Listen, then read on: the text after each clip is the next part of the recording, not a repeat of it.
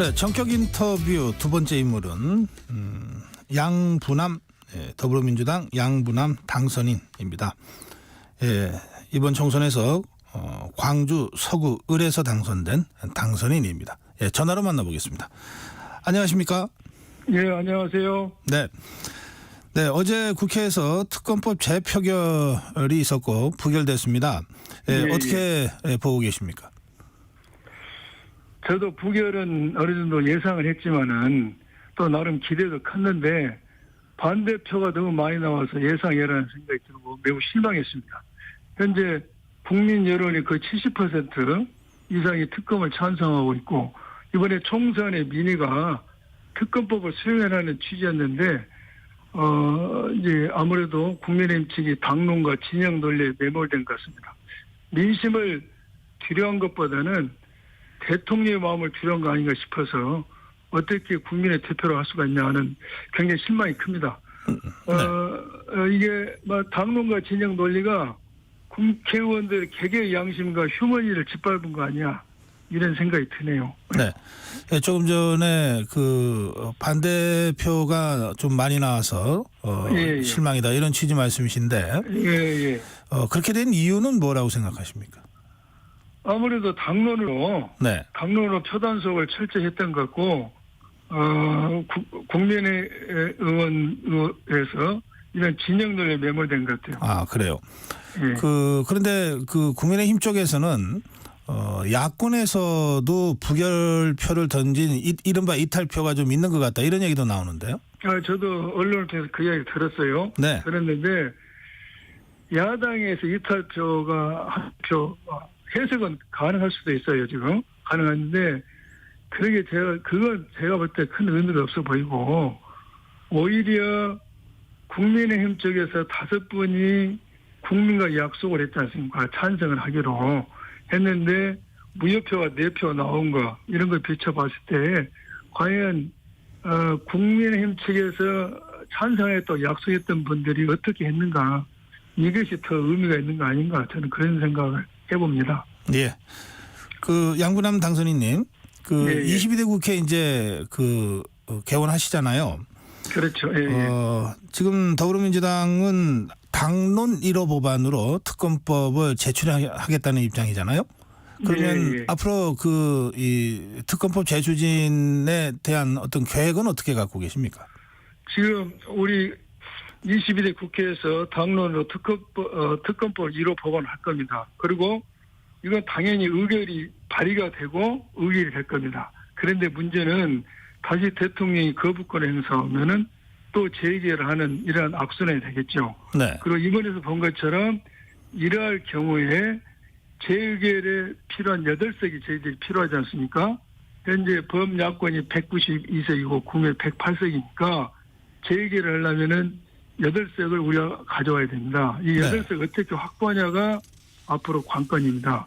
제가 생각하기에는 우리는 끊임없이 이 수사위압 사건의 진상을 국민과 여론에 밝힘으로써 여론의 어떤 압박, 여론을 통한 대통령실과 국민의힘을 압박하는 것이고 또 한편에는 국민의 의원들 중에서 개혁적인 분들을 맨투맨으로 설득하는 겁니다.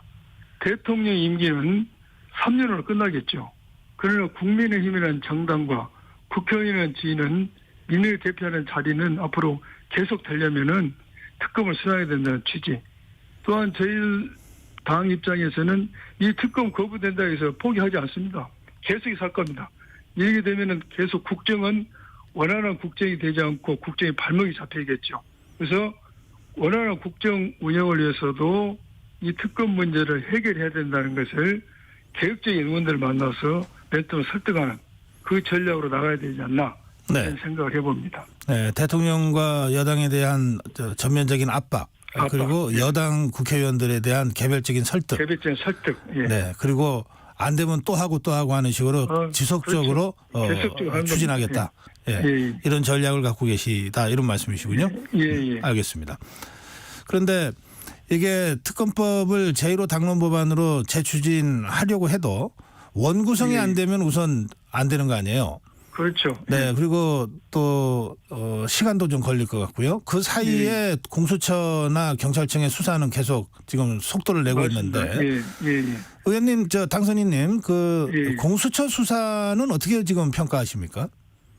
지금 말씀하신 대로 저희들이 특검법을 발의를 하도 통과가 되더라도 상당히 시일이 걸리고, 네, 그러다 보니까 이제 모든 국민적 관심이 공수처의 수사에 관심이 집중되게 돼 있어요. 네, 근데 공수처 수사가 끝난다 할지라도 우리는 특검을 할 겁니다. 그리고 공수처의 수사는 특검에서 점검을 받는다는 사실을 특검이 인식하고 있을 거예요. 그래서 아마 공수처가 인식하고 수사를 잘하려고 보는데, 현재 이 사건이 발생한 지 1년이 다 됐습니다. 또한 우리 민주당과 박정우 대령이 국방부 장관, 이종석 국방부 장관을 고발한 지도 거의 1년이 다 돼가고 있어요. 그런데 이렇다한 수사 실적은 없어요. 그래서 앞으로 좀 수사 인력을 보강해서 수사의 속도를 내야 될 겁니다. 아마 공수처도 수사 인력을 좀 보강해서 속도를 내야 생각이 들고, 가장 중요한 것은 지금 수사 여합인데 작년 7월 31일과 8월 2일 사이에 대통령실, 국방부 장관, 해병대 사령관 이러한 사람들 사이에 어떠한 통화가 이루어졌는가가 중요한데, 이 자료는 1년이 되면 폐기가 됩니다.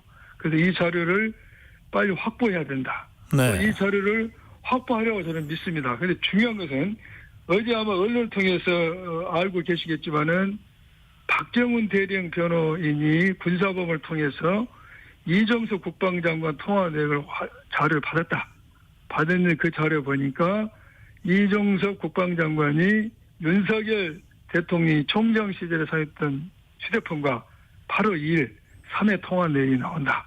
그리고 그날 그 이후에 박정훈 대령에 대한 보직 개인 수사가 되고 경찰이 유입된 자료가 다시 타치당했다. 이런 보도가 됐을 겁니다. 이 자료는 굉장히 중요하죠. 그래서 공수처에서도 이러한 자료를 확보 안 해서 확보하려고 할 겁니다. 그런데 문제는 만약 이런 자료를 진짜 확보했다라면은 당연히 대통령실에 대한 압수수색 등 강제수사가 진짜 이루어졌어야 되죠. 그런데 이걸 안 됐다는 것은 네. 국민으로부터 일선에서 수사 의지가 없다. 이런 오해를 받을 소지가 크지요. 그래서 이 부분을 분명히 밝히고, 일선에서 수사 의지가 굉장히 중요할 것 같은데, 옛날 공수처가 이런 적도 있었습니다. 2021년 어떤 시민단체에서 윤석열 당시 대선 후보와 손준성 검사를 고발 사주로 고발한 적이 있어요. 그런데 그때도 윤석열 후보는 조사를 하지 않았어요. 이런 과거 전력에 비춰보고 이번 통신 자료 이런 걸 비춰봐도 과연 일선에서 수사 의지가 있을까 하는 많은 국민적 의구심이 있는데 잘 하리라고 봅니다. 아무튼 일선에서 수사 의지가 네. 필요하지요.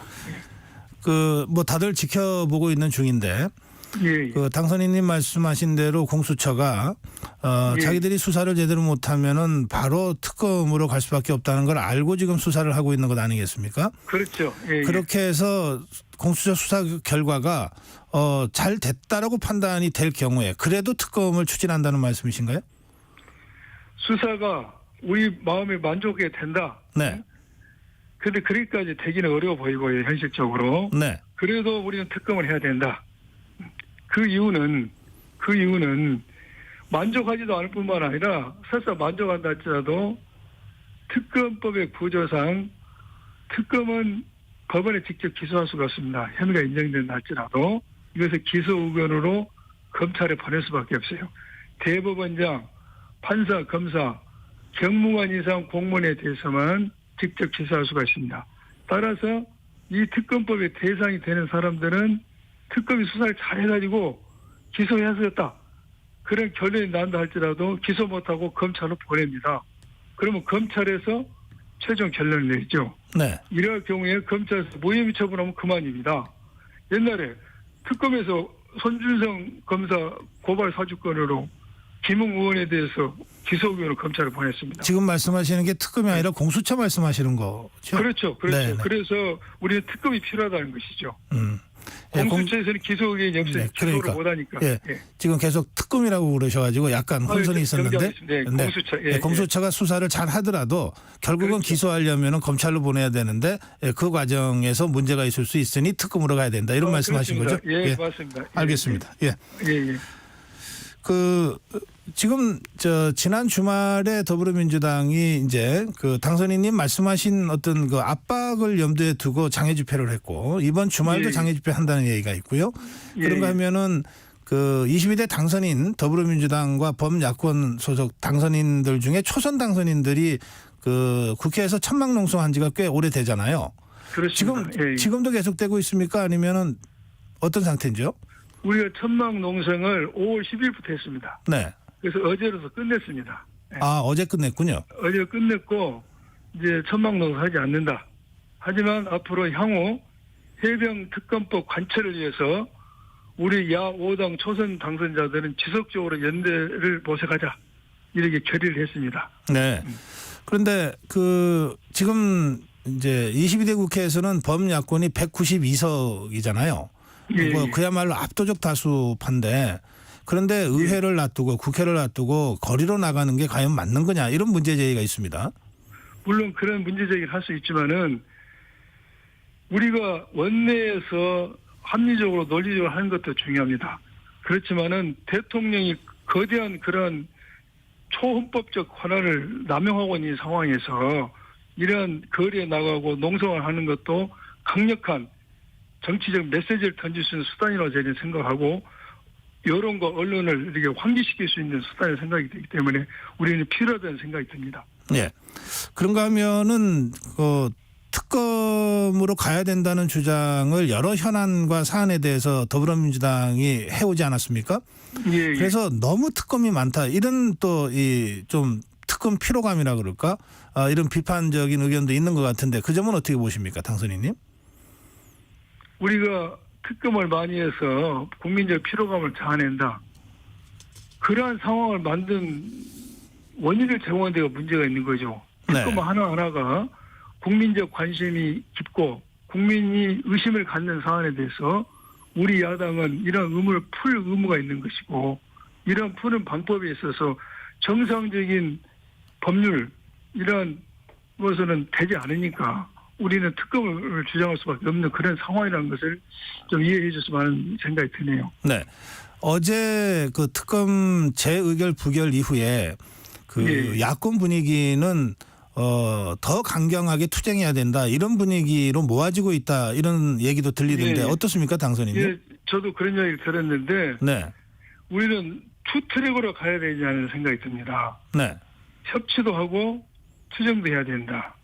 우리가 투쟁 일변도가 있을 때는 국민들이 저희들에게 많은 표를 주면서 민생을 살려다는 부분도 있거든요. 이런 국정을 심판도 하지만은 민생을 살려다는 면도 있기 때문에 투표로 가야 된다. 그래서 민생 회복과 관련된 법률에 대해서는 어디까지 협치를 해서 문제를 풀어가야 된다. 그러나 국정 기조 전환을 위한 법률 이런 상황에 대해서는 우리는 계속 투쟁을 해야 된다는 생각이 듭니다. 특검법 추진이라든지 검찰 개혁이라든지 감사원 개혁이라든지 이런 개혁 국정 기조 전환에 관련된 문제들은 강경한 투쟁을 해야 되고 인생을 회복시키는 문제에 있어서는 협치해야 된다 하는 그런 투표로 나가야 된다는 생각이 듭니다. 일면 대화, 일면 투쟁. 예, 그렇습니다. 어제 그저께 이해찬 고문이요. 민주연구원 강좌에서 윤 정부를 빨리 끌어내려야 한다. 3년은 길다는 국민 여부가 많다. 이런 취지의 발언을 했습니다. 그런데 사실 이 3년은 길다 빨리 끌어내려야 한다 이 얘기는 탄핵해야 된다는 얘기로도 들리는데 또 실제로 탄핵 얘기를 더불어민주당에서 몇 사람의 정치인들이 공개적으로 하기도 했지 않습니까? 탄핵 문제에 대해서는 당선인님은 어떻게 생각하십니까? 지금 윤석열 대통령이 이번에 거부권을 행사하는 사안 이것은 여러 언론에서 나왔지만은 대통령이 헌법에 주어진 권한을 사적 남용했다는 그런 의구심이 많고 그렇게 해석될 여지가 있습니다. 그래서 이것 자체가 탄핵 사유가 될 수가 있다는 이유가 그런 사유가 되고 있죠. 그래서 탄핵도 전혀 불가능은 아니다. 다만 탄핵이 되려면 여러 절차적이 있죠. 우리가 3분의 의결을 받아야 되고 이게 헌재의 어떤 결정을 받아야 된다는 과정이 있는데 탄핵을 못할 이유도 없는 거죠. 알겠습니다. 예. 자 이제 이 더불어민주당 내부 사정도 잠깐 좀 말씀 듣고 싶은데요. 예. 8월에 전대가 있지 않습니까?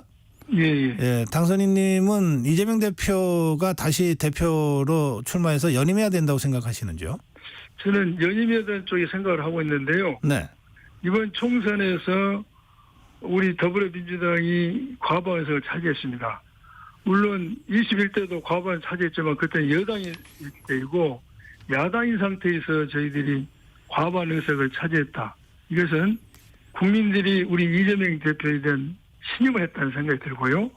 또한 우리 민주당이 특검법, 민생 법안 여러 가지 많은 법률을 시행을 하고 있는데 이러한 것을 진두지휘하고 효율적으로 할 수 있는 건 지금까지 이 일을 해왔던 이재명 대표가 연임을 해서 이걸 계속적으로 이어나가는 게 효율적이라는 생각이 듭니다. 네. 그런데도 이재명 대표가 가지고 있는 이른바 사법 리스크 있잖아요. 예, 예. 이거는 줄어들지는 않고 계속 커져갈 것 같다고 하는 전망도 있는데, 예, 저 검사장 출신의 또 변호사시니까, 예, 예. 이 이재명 대표의 사법 리스크는 어떻게 판단하십니까? 이재명 대표의 사법 리스크, 저는 사법 리스크라는 표현을 쓰지 말자는 주장하고 정적 죽이기라는 용어를 쓰자고 주장했던 사람인데요. 네. 어찌됐든 이 문제는 이제 대부분이 법원에 재판에 넘겨져 있고 나머지 이제 대북 송금에 몇 개 문제가 남아 있지만은 저는 이재명 대표는 무죄다. 무혐의라는 강한 생각을 가지고 있고 그 신념의 변함이 없습니다. 그리고 이러한 문제가 이재명 대표 연임과는 크게 문제가 되지 않을 것이다. 우리 당원들이나 민심은 그렇다는 생각이 듭니다. 네, 이재명 대표는 무죄고 예. 정치 공격을 받고 있는 것이다. 이런 취지의 말씀이시죠? 그렇죠. 예, 네. 예. 알겠습니다. 민주당 안에서 박찬대 원내대표도 그런 얘기를 잠깐 했고, 예. 종부세 있잖아요. 예, 이거 예. 어떻게든 좀 고치자 이런 얘기들이 나오고 있는데, 예. 당선인님 어떻게 보시는지요? 종부세에 대해서 우리 당 안에서도 서로 이견이 있지 않습니까? 네. 그런데 저는 이런 이제 감세나 증세와 같은 세금 이슈는 관련 상임위 기획재정위원회 조세 소위에서 전문 소위위원들과 기획재정부 관계자들 간에 심도 있는 토론이 먼저 필요하다는 생각이 듭니다. 지난해 국세가 예상보다 56조 4천억이 덜 들어왔지 않습니까? 근데 올해도 세수 전망이 부정적입니다. 그래서 여러 가지 국가 재정 상황을 고려할 필요가 있다. 근데 중요한 것은 가장 민생을 살리기 위해서 필요한 감세안이 무엇인지를 좀 종합적으로 국가의 중장기적인 국가 재정 상황과 고려해서 판단할 필요가 있다는 생각이 듭니다. 네. 제가 이 자리에서 이게 맞는지 안 맞는지 말하기 좀 그러네요. 무슨 말씀을요? 예. 예. 예, 시간이 다 돼서 이제 예. 마무리해야 되겠는데요. 예. 양부남 당선인은 지역구가 광주 서구 을이요? 예, 서구리입니다. 예. 예. 이제 원구성 협상이 이제 마무리가 되면서 상임위 배정이 있지 않겠습니까?